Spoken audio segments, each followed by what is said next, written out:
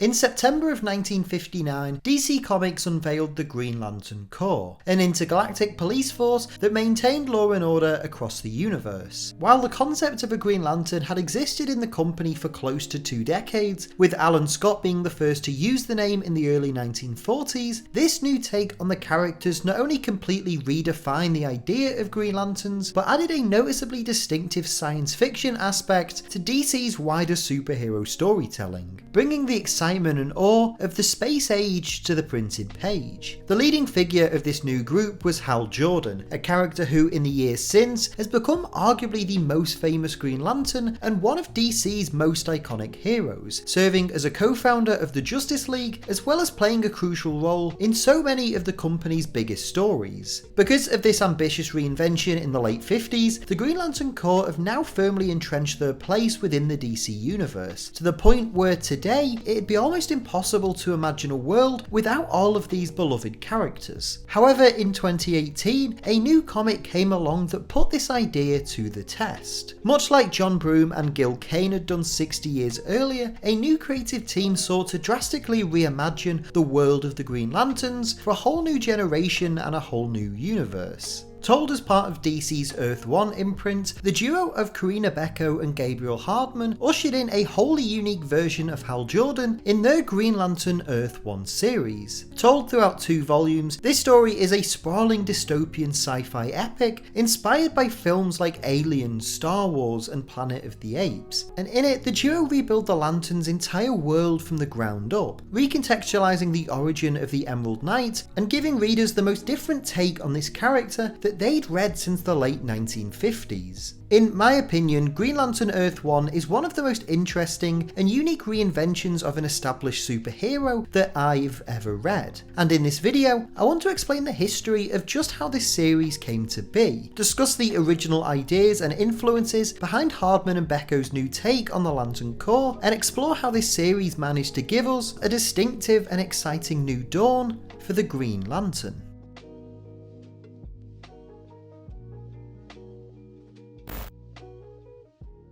Before we continue though, just a quick reminder to leave a like on this video if you enjoy it, and subscribe to Owen Likes Comics so you don't miss out on any future videos.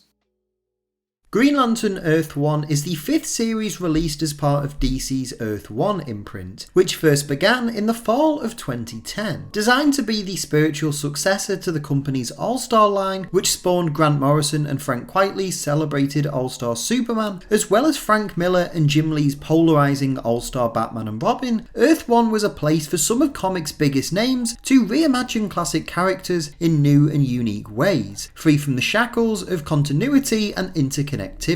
Beginning with the first volume of J. Michael Straczynski and Shane Davis's Superman Earth 1, these titles would all be released as standalone original graphic novels, with their approach and release style mirroring that of major motion pictures more so than traditional comics. Over the next 10 years, a whole host of DC's most popular characters would be adapted into these Earth 1 books, with Jeff Johns and Gary Frank telling a stripped-down origin of Batman, Grant Morrison and Yannick Paquette creating a love letter to the golden age of Wonder Woman, and Jeff Lemire and Terry Dodson completely reimagining the Teen Titans. These books, alongside the original Superman series, all received multiple volumes, making up the initial slate of Earth 1 comics, while previously teased and announced titles like Aquaman and Flash Earth 1 failed to materialise. The story of how Green Lantern Earth 1 came to be though is interesting. You see, the duo of Corinna, Bechko and Gabriel Hardman were an emerging team within the comics industry during the early to mid 2010s, making their name on creator-owned work such as the sci-fi series Invisible Republic, as well as Boome's Planet of the Apes and Marvel's Star Wars Legacy. In addition to these series, Hardman also worked as a storyboard artist for many notable films, including what would eventually evolve into the 2011 Green Lantern movie, with Hardman, whilst working on the project, beginning to think about what his version of a Green Lantern story would be like. Soon after, he and Bechko would begin pitching ideas to DC's then editor-in-chief Dan DiDio, where the idea of the pair working on a Green Lantern comic emerged. In a recent interview I conducted with Hardman, he explained how the idea for Green Lantern Earth 1 came to be. He stated that, "We had been asked to pitch a different series by then co-publisher Dan DiDio. When that property suddenly became unavailable, Dan asked if there's any other character we'd be interested in.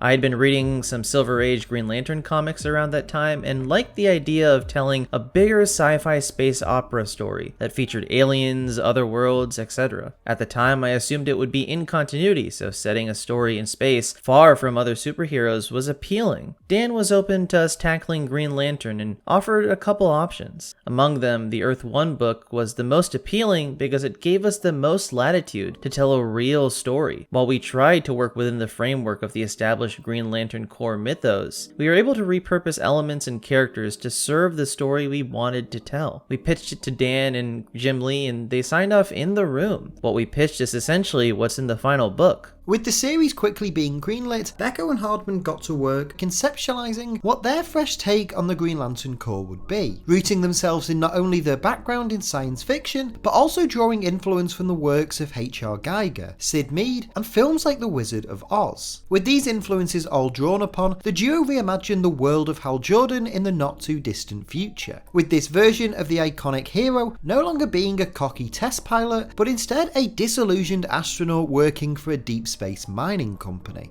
A far cry from the larger-than-life hero that we know Hal Jordan as in the mainline DC universe, this iteration of the character was conceptualized to be a far more unlikely hero, with his story of finding the Lantern Ring and choosing to become a hero being the result of the events he witnesses and experiences throughout the story. As Hardman explained in an interview with ScienceFiction.com, "The biggest change is an external thing, because he is not chosen by the ring. We're telling a story about a world where people have to make their own decisions in order to be heroes. It's not about being the bravest person or a fearless person or any kind of traits that would absolutely transcend what a regular human being could do. He's a lot more of an everyman sort of hero than he's been portrayed as in the past, but he's still highly skilled. In the world of this book, he's an astronaut, but that's sort of a natural evolution from being a test pilot." In this universe, Hal Jordan is an outsider, thrust into the depths of a galaxy that he knows very little about. However, instead of finding Owen, the Green Lantern Corps and the Guardians, he's instead forced to craft his heroic persona alone, with this once illustrious intergalactic task force now a distant memory and a relic of a bygone era. As such, Hal's journey into heroism would become a fascinating look into an incredibly distinctive version of this corner of the DC universe. And in March of 2018, this highly anticipated graphic novel finally hit shelves, and audiences were treated to a Green Lantern story unlike anything they'd ever seen before.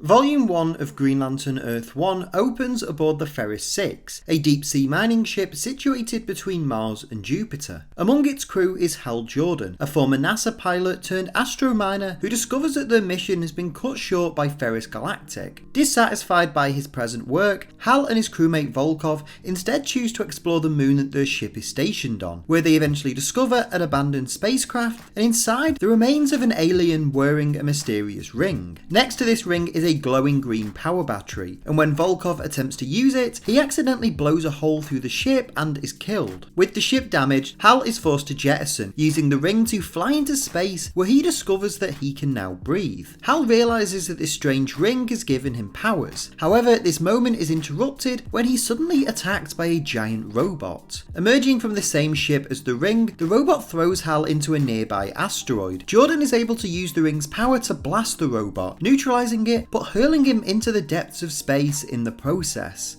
Hal wakes up sometime later in an unknown lab, where we learn that he was rescued by an alien named Kilowog. Kilowog explains that he took Hal to his homeworld, and that the ring that he's wearing once belonged to the Green Lantern Corps. Showing Jordan that he also has a ring, Kilowog explains that it was passed down to him by his forefathers, and that many years ago, the Lantern Corps was a peacekeeping space force before they were wiped out by a team of robots known as the Manhunters. Once Hal heals from his injuries, he and Kilowog travel into space to test the ring Ring's capabilities, before they're confronted by the military from Kilowog's home world. The military initially attempt to arrest both Hal and Kilowog, however the pair are able to escape once the planet is attacked by manhunters, with the duo fleeing and traversing the galaxy in hopes of finding other wielders of a lantern ring. They eventually track one down in the form of Arisia Raab, with Hal unsuccessfully asking her to join them in fighting the manhunters. They would later travel to another planet where they find a retired Green Lantern now in hiding, who explains to them that the manhunters were actually created by the Guardians, the same people who initially created the Green Lanterns, after believing that the core contained too much power and couldn't be kept under control. The retired Lantern tells the pair that the manhunters destroyed the central power battery, meaning that no surviving Lantern would have enough power to defeat the entire manhunter army. Shocked and dejected, Hal and Kilowog abandon their plans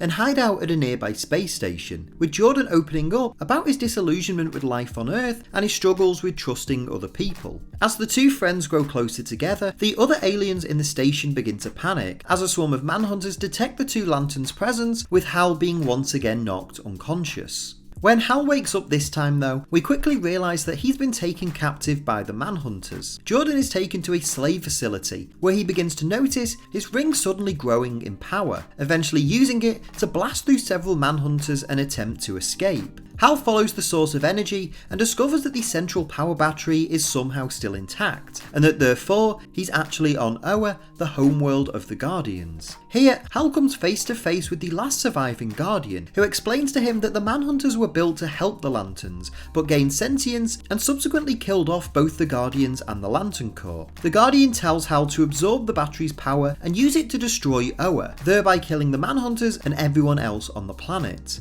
Refusing to take the lives of those being held captive, Hal instead charges his ring and uses it to send out a distress signal to any remaining Lanterns in the universe, holding the manhunters off until Kilowog leads a team of other surviving ring bearers to aid him, with the newly reformed Corps using the central power battery to eradicate the manhunters and free the slaves. After evacuating the prisoners to a nearby moon, Hal rallies all of the Lanterns to unite together and free the universe from the robot's control. With a new Lantern Corps now formed, Hal leads the team to Kilowog's homeworld, aiding its military in defending the world from the threat of the manhunters. While we see the surviving Guardian watching on in disgust, dismayed that Hal had refused to follow his orders. Looking on from afar, the Guardian pledges that his next creation will be perfect, as he announces the formation of the Yellow Lantern Corps.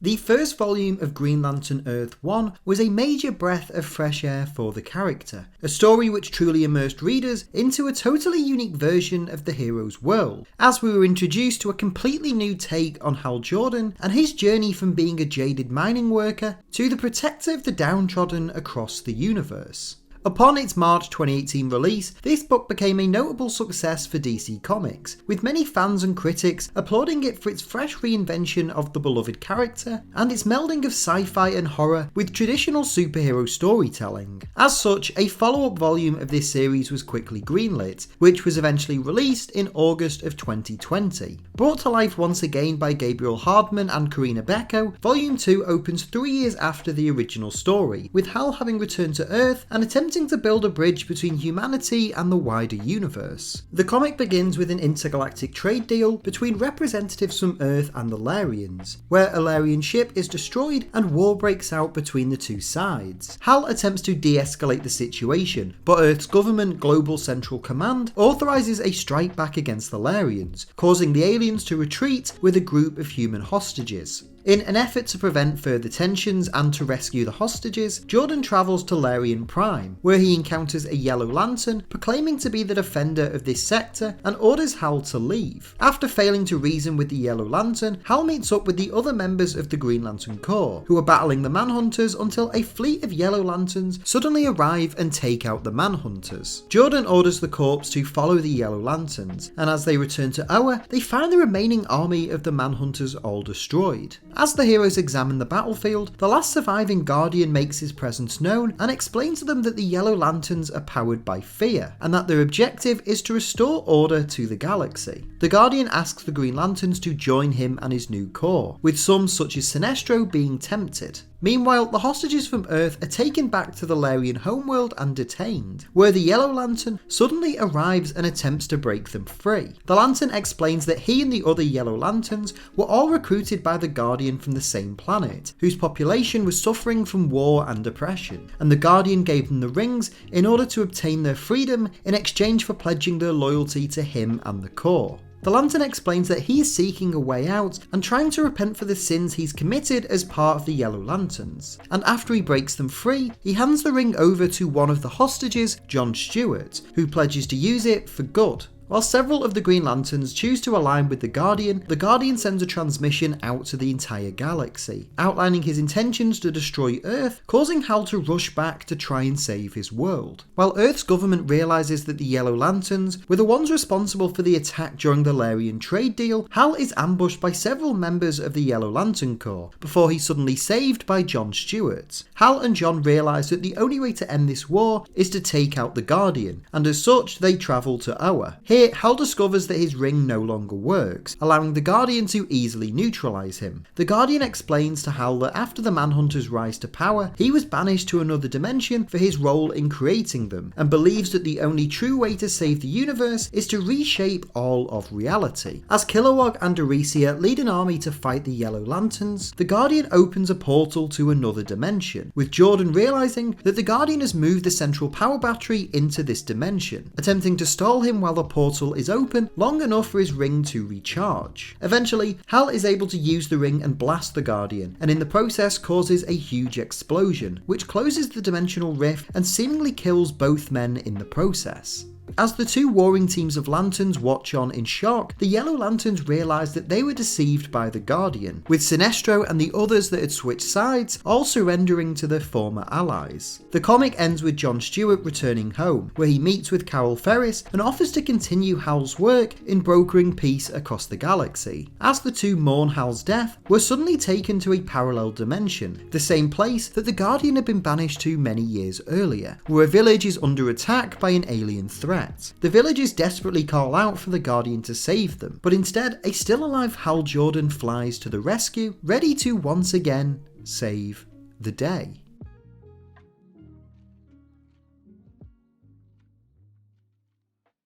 In my opinion, Green Lantern Earth 1 is in every sense of the word a true reinvention. Throughout both volumes, the team of Gabriel, Hardman and Corinna Bechko take the essential elements and ideas at the heart of the Green Lantern character and reshape and construct them in different and surprising ways, resulting in a new take on the character that feels both incredibly fresh and familiar. Much like Hal Jordan's debut in the late 1950s, this series grounds the character in a distinct science fiction inspired setting, with the story of both books being above all else a sprawling intergalactic tale of unlikely heroes and the good that can come when ordinary people unite against injustice. An argument could be made that this series embodies everything that the Earth 1 imprint both could and should be, reimagining beloved DC heroes in ways that are equally accessible and exciting to new and long-time readers. While the Earth 1 line as a whole has a somewhat complicated legacy, mainly due to the frequent delays that many of the books faced during their production, I think these two Green Lantern volumes symbolise the places where this line truly excels, and highlights just how much of a missed opportunity this imprint really is. I think one aspect where the Earth 1 books have always shone is making their versions of these characters feel incredibly cinematic, and Green Lantern is no exception to this. Hardman's art style not only evokes the same epic cinematic feel of artists like Brian Hitch and Steve McNiven, but it also clearly roots itself in popular science fiction, as well as fantasy and horror, creating a look and feel that makes every world and every character seen in these books feel truly alive and real. Hardman's artwork is great, but it's ultimately in how it complements he and Corinna Bechko's writing that Green Lantern Earth 1 is cemented as perhaps the best series in this entire imprint. Similar to how Jeff Johns and Gary Frank approached their Batman Earth 1 series, the beginning of Volume 1 introduces us to a Hal Jordan so far removed from anything we've come to expect. expect. And even once he obtains the ring and becomes a Green Lantern, the traditional status quo is still nowhere to be found. Instead, as Jordan grows more and more into his role as a hero, the familiar mythos of the Lantern Corps begins to take shape around him, albeit in new and interesting ways. It's truly in Hal's ascendancy to becoming the leader of the new Corps that we not only see his personal journey of heroism, but also the change that he's achieved throughout the universe, with the world that he and the Lanterns exist in being clearly transformed as a result of their adventures and their heroics.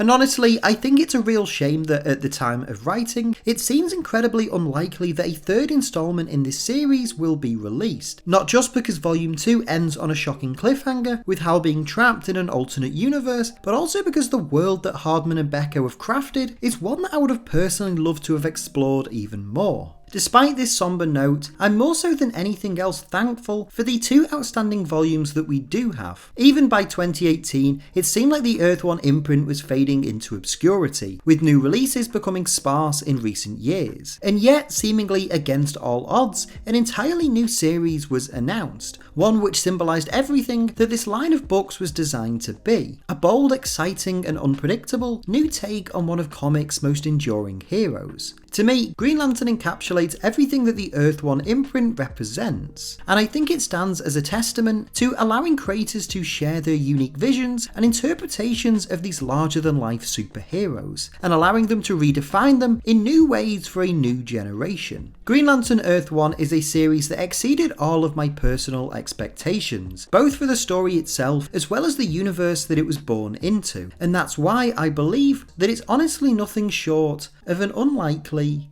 masterpiece.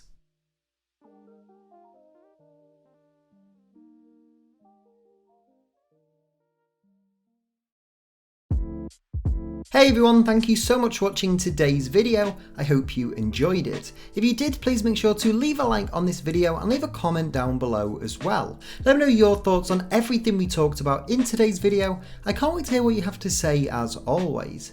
If you're new to Owen Likes Comics, please make sure to hit the subscribe button and the notify bell so you don't miss out on any future videos. And if you enjoyed this and you want some more, there should be some other videos on screen right now that you might also enjoy.